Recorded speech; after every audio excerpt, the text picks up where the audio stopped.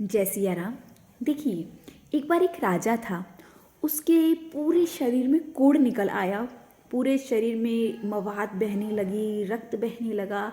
दूसरे तो छोड़ो, उसे अपने शरीर से घिन आने लगी, उससे स्वयं को भी। वैद्य खूब उपाय बताते हैं, वो औषधियाँ भी लेता है, लेकिन ठीक नहीं हो रहा। वो दौड़ा दौड़ा अपने गुरुदेव के पास गया कि गुरुदेव, मैं औषधि भी ले रहा हूँ, परहेज भी कर रहा हूँ, नियम कर्म से भी रह रहा हूँ, लेकिन इस कोढ़ को कितना समय हो गया दूर ही नहीं हो रहा, बहुत कष्ट है, कोई उपाय बताइए। गुरुदेव ने कहा, राजन, एक उपाय है, लेकिन मुझ पे संशय मत करना, मेरी बात पे शक मत करना और बिना संशय किए उसे मान लेना। राजा ने कहा, महाराज आप आज्ञा कीजिए, आप गुरुदेव हैं।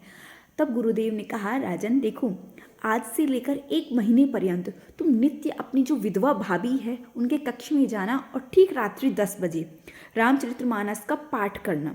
मात्र 1 महीने करो, तुम्हारा कोढ़ समाप्त हो जाएगा। राजा ने कहा, महाराज रात्रि 10 बजे जरूरी है? तो कहा, बहुत ज़रूरी है, जाना। राजा ने कहा, जो आज्ञा गुरुदेव। राजा चल दिया। अब नित्य का नियम, चूँकि गुरुदेव ने आदेश दिया, 10 बजे जाता, पाठ करता, लगभग 1 घंटा लगता, 12 बजे 11 बजे आ जाता। अब महाराज 1 दिन बीता, 2 दिन बीता, 3 दिन बीता। अब तो प्रजा में कानाफूसी होने लगी, राज्य में पूरे कि राजा इतनी रात को अपनी भाभी के कक्ष में जाता है, कितना धूर्त है, विधवा भाभी है, अबला है, अकेला जाता है। अब तो करना ही जपन जना, सब में बात फैलने लगी, राजा की खूब बुराई होने लगी। लेकिन चूंकि गुरुदेव ने आज्ञा दी थी तो राजा पीछे नहीं हटा, रोज जाता।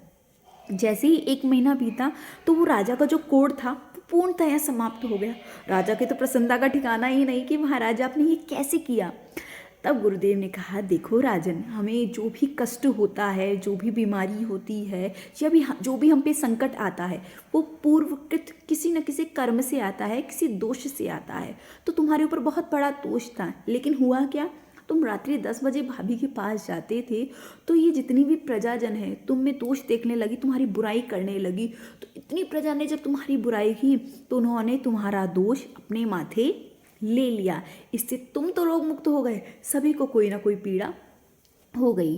तो गोकर्ण गीता में गोकर्ण जी भी कहते हैं, अन्य से दोष गुण चिंतन आशु मुक्त्वा, कि किसी में भी कोई दोष मत देखिए। देखिए, एक उंगली जब हम दूसरों पे उठाते हैं ना, 3 उंगली स्वतः हमसे पूछती हैं, तू अपने आप को देख, तू क्या परफेक्ट है।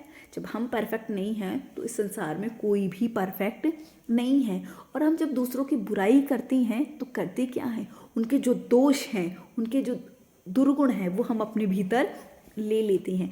देखिए, सबसे बड़ी बात, हम क्या करते हैं, किसी की भी एक क्रिया को देखकर या किसी की एक छोटी सी कृत्य को देखकर हम जल्दी से जजमेंट दे देते हैं, ये तो ऐसा ही होगा, ये तो है ही ऐसा। आप उसके पूरे जीवन का सर्टिफिकेट मात्र सेकंड्स में दे देती हैं।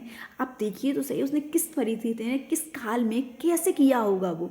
इसलिए हमेशा सदैव पे आत्मकल्याण पे ध्यान रखें। माना दुनिया गलत है, हर जगह धोखा है, आप अच्छे बने रहिए, आपको किसने रोका है।